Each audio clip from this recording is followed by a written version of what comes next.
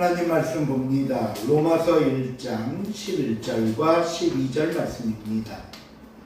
신약성경 239페이지에 있습니다. 로마서 1장 11절 12절 말씀 찾으실 줄 알고 제가 봉독해 드립니다. 내가 너희 보기를 간절히 원하는 것은 어떤 신령한 은사를 너희에게 나누어 주어 너희를 견고하게 하려 함이니 이는 곧 내가 너희 가운데서 너희와 나의 믿음으로 말미암아 피차 안위함을 얻으려 함이라. 아멘.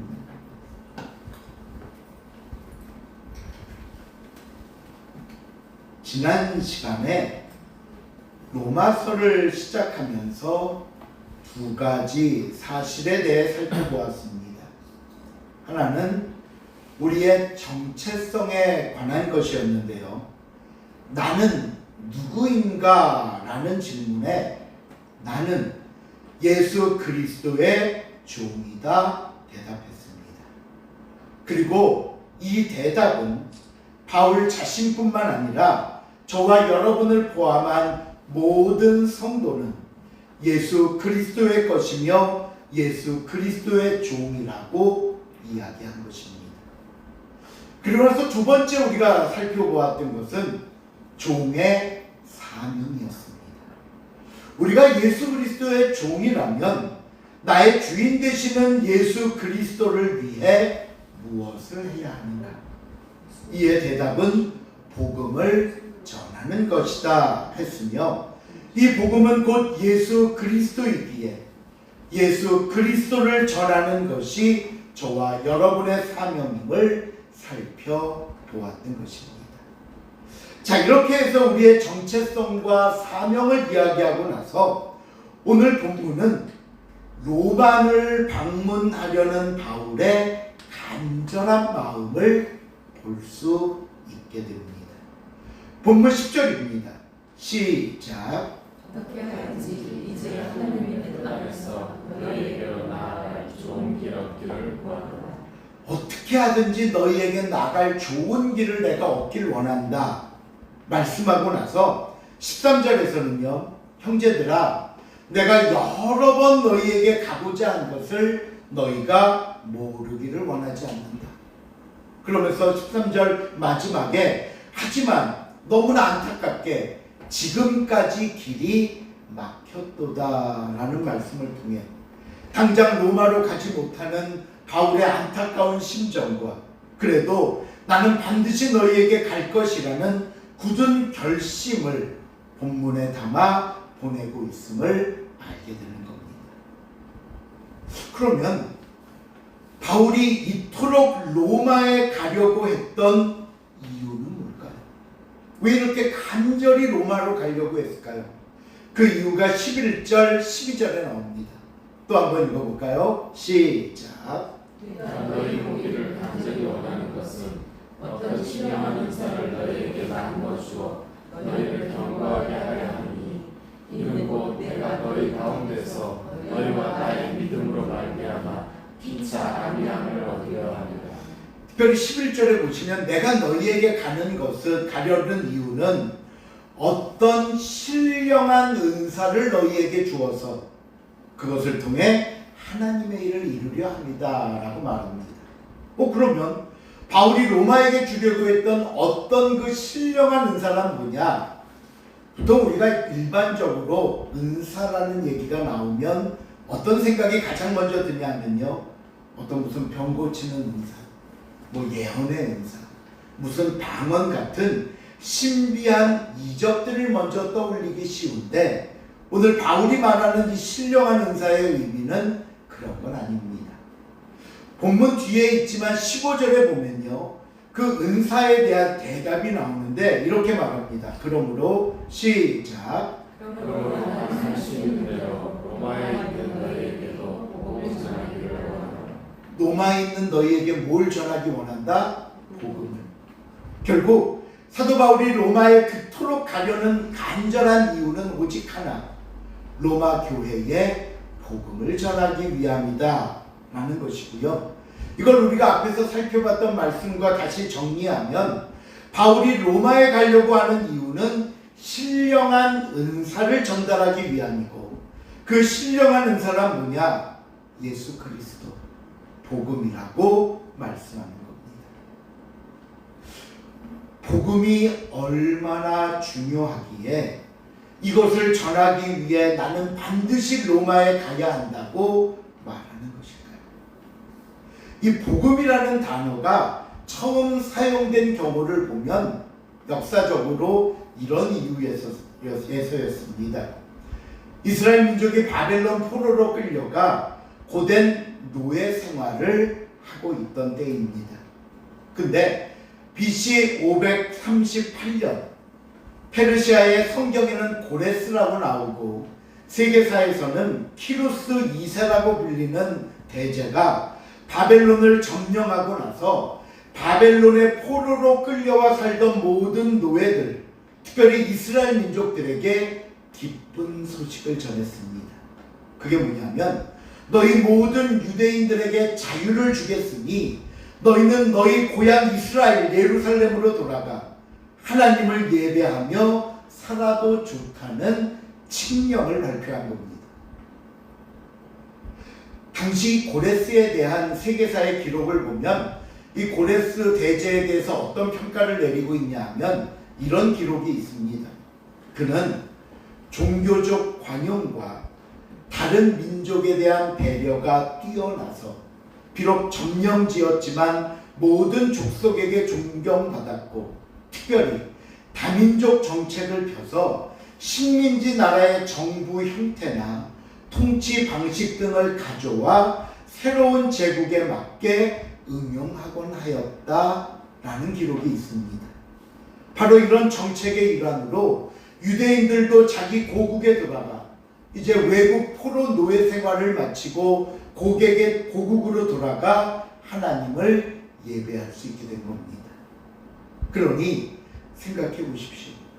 타국의 노예로 살던 사람들에게 이보다 더 기쁘고 복된 소식이 어디 있겠습니까? 그래서 이 소식, 이 기쁜 소식을 헬라어로 유앙겔리온이라고 부릅니다. 유앙겔리온. 여기서 이 유라는 말은 좋은, 기쁨을 의미하는 단어고요. 앙겔리온은 소식이라는 의미의 합성어입니다. 기쁜 소식, 좋은 소식, 즐거운 소식.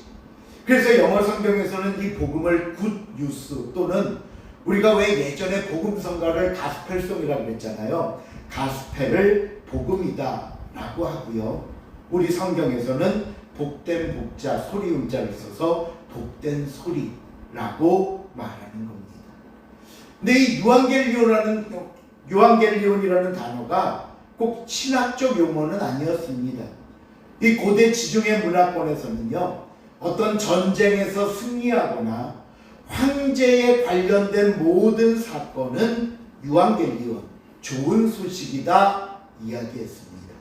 예를 들면 황제의 생일, 황제의 즉위식 또는 군사적이나 정치적 승전보 등을 가리켜 모두 유앙겔리온이라고 말했는데, 특별히 어떤 축제일이 되면요, 우리가 케룩스라고 불리우는 전령사들이 온 고을을 말을 타고 다니면서 여기 유앙겔리온이 있다, 마치 우리 여기 뭐 속보요 호에요 라고 외치고 다녔던 것처럼 여기 유앙겔리온이 있다라고 외치고 다녔던 거고요. 그 케룩스, 전령사라는 케룩스가 전하는 내용을 케리그마라고 하는데, 이 케리그마라는 단어가 현재에 와서는 설교라는 의미의 단어가 되었던 겁니다. 이렇게 유앙겔리온이 일반적으로 사용되다가 예수님을 통해서 사용될 때는 크게 두 가지로 나뉘었습니다. 먼저 성도들에게 복음이란, 유앙겔리온이란 기쁨과 평안의 소식으로 다가가는 것이었고요. 두 번째, 불신자에게 복음이란 구원의 소식으로 전해졌던 것입니다. 그러다 보니까 현재 많은 성도들 중에 일부분이 어떤 오해를 하냐면요, 그런 복음은 구원의 소식이니 불신자들에게 필요한 거겠네요. 불신자들에게. 그러면 복음은 전도할 때 필요한 거지. 이미 예수를 믿은 성도들에게는 더 이상 필요하지 않지 않습니까? 라고 생각한다는 거예요. 근데 절대로 그렇지 않습니다. 어떻게? 절대로. 저와 여러분을 비롯해 현재 예수를 믿는 모든 성도들에게도 복음이 필요합니다. 그 이유를 오늘 바울이 복음을 통해 로마 교회에게 주려고 했던 것에서 우리가 그 대답을 찾을 수 있는데, 첫째, 복음이 성도들에게 필요한 이유는 복음은 성도들을 견고하게 합니다. 견고하게. 본문 11절입니다. 시작. 내가 너희 모두를 간절히 원하는 것은 어떤 신령한 은사를 너희에게 나누어 주어 너희를 견고하게 하려 함이니. 복음은 성도들을 견고하게 합니다. 이 말씀을 바꾸면 모든 성도는 꾸준히 복음을 들으면서 자신의 믿음과 삶을 견고하게 해야 한다는 겁니다. 왜 우리도 보세요. 어느 날 한 끼 정말 배 터지고 영양가 많은 한 끼 식사를 잘했다고 해서 그 한 끼 식사로 평생 가는 거 아니지 않습니까? 어떤 나의 건강과 내가 하는 생활을 유지하고 지속하려면 그때 알맞는 것들을 꾸준히 공급받아야 하는 것처럼 저와 여러분의 삶 속에서 복음은 이런 역할을 하는 것입니다. 그러면 우리가 어떻게 복음을 받을 수 있을까? 복음은 하나님의 말씀 안에 있습니다. 여러분, 왜 우리가 성경을 읽으라고 말씀드릴까요? 왜 우리가 시간을 내서 성경 공부를 하라고 할까요?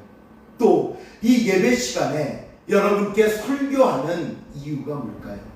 바로 말씀을 통해 여러분에게 그 키리그마, 복음을 계속 공급하는 겁니다. 하나님의 말씀을 듣고 우리의 믿음이 성장하고 견고케 되라고 하는 것입니다. 요한 3서 1장 2절을 보면 이렇게 말씀합니다. 우리 한번 또 읽어볼까요? 사랑하는 자여, 시작. 사랑하는 자여, 내 영혼이 잘됨 같이 내가 범사에 잘되고 하는 것을 내가 간구하노라. 내 영혼이 잘됨 같이 범사에 잘되는 겁니다. 영혼입니다. 하나님과의 관계이고 우리의 믿음입니다. 이것이 잘 되지 않고는 범사에 잘되고 강건함이 없음을 여러분 잊지 마시기 바랍니다. 두 번째, 복음이 성도들에게 필요한 이유는 복음은 우리에게 안위함을 줍니다. 12절입니다. 시작. 있는 곳 내가 너희 가운데서 너희와 나의 믿음으로 말미암아 피차 아니함을 얻으려 합니다. 오늘날 다변화된 세상 속에는 참 많은 사건, 사고가 있고 여러 사람이 한데 어우러져 살면서 알게 모르게 많은 상처와 아픔을 겪곤 합니다. 제가 한번 찾아봤더니요, 대략 10년 전이었더라고요. 10년 전에 이 힐링이라는 단어가 우리 사회와 개인의 삶을 지배했던 적이 있습니다. 여러분들 들어보셨죠? 힐링이라고. 그런데 이런 가치관의 삶이 그때 한때 유행으로 끝난 게 아니라 지금도 여전히 많은 사람의 삶의 중요한 이유가 되고 있습니다. 이 말은 그만큼 사람들이 사회 속에 지쳐 있다는 것이고요, 병들어 있다는 겁니다. 그러다 보니 자꾸 사람들은 엉뚱한 것을 통해 돌파구를 삼으려고 하고 또 만나지 말고 접하지 말아야 할 것들을 접하면서 잘못되고 거짓된 위안에 빠지게 됩니다. 그 대표적인 사회 문제가 중독입니다. 중독, 마약 중독. 이제 더 이상 우리나라는 마약 청정국이 아니잖아요. 너무나 주변에서 많은 이야기들을 듣고 있지 않습니까? 알코올 중독, 니코틴 중독, 게임 중독, 도박 중독, 빠지지 말아야 할 것들에 빠지게 되는 일들이 왜 우리 주변 사회에서 이렇게 일어나는 줄 아십니까? 본인의 괴로움, 어떤 본인의 불편함, 내 앞에 주어진 이 많은 문제들을 잊어버리려고 잠시라도 어떤 중독에 빠져 외면코자 하는 회피적인 마음 때문입니다. 하지만 여러분, 이것이 문제 해결이 되지 못합니다. 우리 어떤 문제에 답을 주는 것이 아니라, 그래요, 때로는 잠시 다른 곳으로 시선을 돌릴 수 있다 할지라도 결국에는 또 다른 문제를 낳게 됩니다.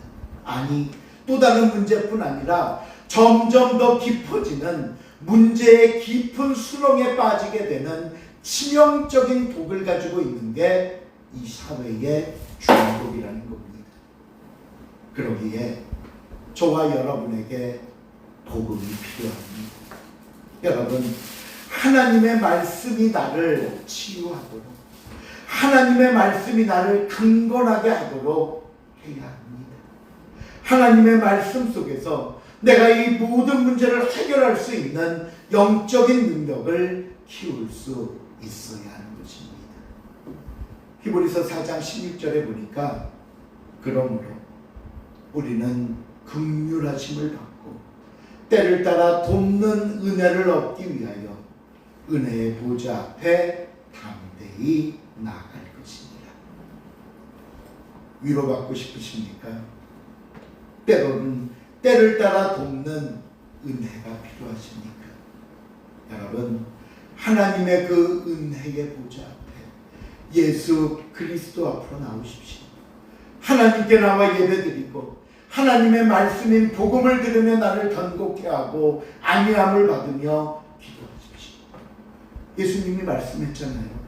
수고하고 무거운 짐진 자들아 다 내게로 오라. 내가 너희를 어떻게 하리라? 쉬게 하리라. 예수님이 힐링입니다. 예수님 안에 참된 평안과 위로가 있습니다. 예수님만이 내 모든 문제에 해답이 되십니다. 이것을 분명히 알고 예수님을 통해 위안을 얻는 것이 복음이라고 성경은 우리에게 말씀하고 있습니다. 자, 우리는 로마를 향한 사도 바울의 모습을 통해 또 한 가지 배울 수 있는 게 있는데요. 그것은 그렇게 간절히 로마를 가기를 원했던 바울이 그럼 현재의 삶 속에서는 로마를 위해 무엇을 하고 있느냐는 겁니다. 이것은 오늘 저와 여러분이 이 자리에서 우리 예드림 교회 안에서 우리 교회와 성도들을 위해 무엇을 해야 할 것인가를 다시 한번 가르쳐주는 좋은 교훈이 됩니다. 보세요. 바울은 앞으로 로마를 방문하기 원하는 미래의 간절함이 있었습니다. 하지만 그 간절함을 낳은 것은 현재 로마 교회를 향한 뜨거운 마음이 있었기 때문입니다. 무슨 말씀인가 하면요, 여러분 생각해 보세요. 제가 맨날 여러분한테 저 여러분한테 가고 싶어요, 여러분 만나고 싶어요, 그럼요 이제 식사라도 같이 하고 싶지요 말은 하는데 그러기 위한 어떤 만남을 위한 계획이나 준비는 아무것도 안 해요. 그럼 우리 시간 한번 정할까요? 그럼 다음에 해보죠. 그냥 미루기만 하고. 또 현재 모습이 그 정도의 어떤 간절함을 드러내는 마음을 표현하지 않으면 우리가 그 사람의 말을 믿을 수 있겠냐는 거예요. 또 말로 지나가는 말로. 마찬가지입니다, 여러분. 오늘 내가 어떤 준비와 미래에 대한 계획이 없이 내 미래에 관한 이야기만 펼쳐놓는다면 그건 하나의 핑계에 불과합니다. 또 지킬 수 없는 약속만 늘어놓는 모습으로 비칠 수 있는 겁니다. 그러기에 오늘 로마 교회를 향한 사도 바울의 마음이 무엇보다 중요한데, 첫째, 항상 바울의 마음에는 성도들을 통한 감사가 있었습니다. 본문 8절을 보시면요, 바울이 로마 교회 성도들을 향해 이렇게 말합니다. 읽어볼까요? 먼저 시작. 먼저 내가 예수 그리스도로 말미암아 너희 모든 사람에 관하여 내 하나님께 감사함은 너희 이름이 온 세상에 전파되리로다. 너희 모든 사람에 관하여 내가 하나님께 감사한다는 표현이 어떤 뉘앙스와 어떤 의미를 담고 있냐면 이런 겁니다. 자녀들이 태어나서 우리가 그 자녀들을 바라봅니다. 옹알이를 시작하고 어느 날 봤더니 뒤집기를 시작하고 어느 날은 아장아장 기어가더니 어느새 걷는 모습을 바라보는 부모의 마음을 이야기하는 겁니다. 항상 지켜보고 항상 바라보고 항상 관심을 갖고 보다가 그 성장 하나하나에 기쁨과 감사가 넘치는 것. 그 표현이에요. 항상 그 모습을 감사함으로 내가 바라보는 것. 예, 처음 예수님을 믿고 그들이 교회 나와 정착하기까지 수많은 우여곡절이 있었지만 그래도 잘 이겨내는 것. 그게 대견하고 또 열심히 신앙훈련 받아 성장하는 모습이 로마를 바라보는 바울에게는 그저 기쁨이요 감사였던 겁니다. 두 번째, 그들을 위해 쉬지 않고 기도했습니다. 9절입니다. 시작. 내가 그의 아들의 복음 안에서 내 심령으로 섬기는 하나님이 나의 증인이 되시고 항상 내 길에 쉬지 않고 너희를 말하며 우리가 아무리 그들을 진심으로 사랑하고 그들을 향한 간절한 마음이 있어도 나의 능력과 모습은 언제나 한계에 부딪히곤 합니다. 그러기에 우리에게 주어진 책임을 다하지만 또 다른 한편으로는 하나님께 기도하며 주의 도움을 구하는 겁니다. 왜요? 나는 유한하지만 하나님은 무한하시기 때문입니다. 하나님은 능히 감당하실 수 있고 하나님은 또한 모든 문제를 해결해 주실 수 있기 때문입니다. 여러분, 왜 우리가 서로가 서로를 위해 기도해야 되는 줄 아십니까? 기도는 서로에게 품앗이가 되기 때문입니다. 그래서 나에게도 다른 사람의 기도가 필요합니다. 내 기도만 가지고는 항상 부족합니다. 또 나도 다른 사람을 위해 기도해야 한다는 사실을 우리가 잊지 마시길 바랍니다.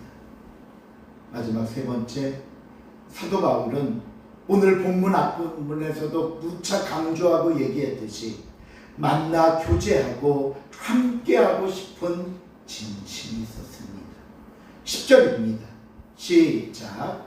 어떻게 하든지 제 하나님의 뜻 안에서 너희에게로 나아갈 좋은 길을 얻기를 구하고 말씀도 전하고 때로는 기도도 해주지만 무엇보다 직접 만나 교제하고 가까이서 도울 수 있어야 합니다. 여러분, 오늘날 이 현대사회의 가장 큰 특징은요, 풍요 속의 빈곤이라고 합니다. 그리고 대중 속의 고독입니다. 겉에서 보면 항상 많고 풍요롭고 부족함이 없어 보이지만 그것은 단지 그런 세상에 묻혀있기에 그렇게 보이는 것이고 그 안에 더 말 못할 어려움에 지내는 사람들이 있습니다. 왜 우리 서로 이렇게 어느 정도 이제 친분을 쌓고 이야기하다 보면 내 진심이나 속마음을 이야기할 때 놀랄 때가 있잖아요.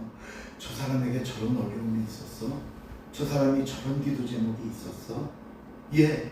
때로는 많은 사람이 모여 언제나 왁작지껄하며 모두 같은 생각, 같은 말을 하는 것 같지만 그 안에서도 때로는 소외감을 느끼고 외로워하는 사람도 있습니다.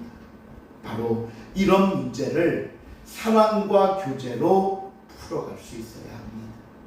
13절에 보니까요, 바울이 로마 교회와 성도들을 위해 하는 말 중에 뭐라고 얘기를 하냐면 이는 너희 중에서도 이방인 중에서와 같이 무엇을 맺게? 열매를 맺게 하려 함이로되. 바울이 로마 교회를 방문해서 성도들을 만나고자 하는 이유 중에 하나는 열매 맺게 하려 함이로다. 예, 우리가 매일 기억하고 감사하고 기도하고 있지만 그것만으로는 무엇인가 부족합니다. 정성껏 바울이 지금 편지를 써서 보내지만 이것도 바울의 모든 것을 담을 수는 없습니다.